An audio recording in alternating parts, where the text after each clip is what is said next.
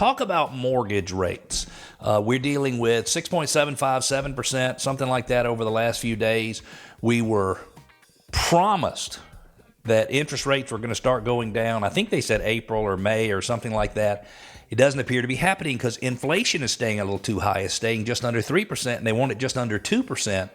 And so the Federal Reserve is not relaxing rates. But talk about what you know about interest rates and how things compare to the last 20, 30 years. If you compare it to the last, we'll say 50 years, we're actually below the 50-year average. So if you get that real estate agent, now's the best time to buy it. There you go. That's well, right in 1992, my interest rate was 8.875%.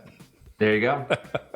I mean, rates today are pretty in line with what we saw kind of in the early 2000s. Yep. And it's a lot of it's a sticker shock of just what recency bias. You were talking, I mean, if you talk to anybody who got a rate at 2.5% to 3% or in that December, 2020, early 2021 period, it is tough to swallow the fact that you might have to move on to a 6.5% and 7%.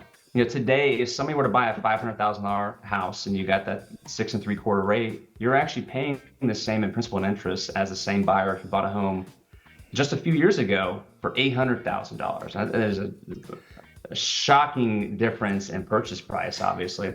So that's a huge issue. And there was something we actually started tracking recently, which is, it's free to go look at. I recommend it if you're just curious. Go to the Atlanta Fed and look at their affordability, homeownership affordability, and some great calculations on there if you've ever haven't seen it before. But a lot of it's nationwide, and they do have some tracking. You look at every MSA. Atlanta's still one of the more affordable markets. Yes, it's not technically what they would call affordable, obviously with the rates being what they are today. Right, but if you look at nationwide, I mean, this is one of the lowest affordabilities we've ever seen. Yeah, it's probably 40% less affordable than it was. Again, sometimes people need to move forward. They need to buy houses. I bought a new house last year. My interest rate's a little higher than it was, but it made sense for me to do that.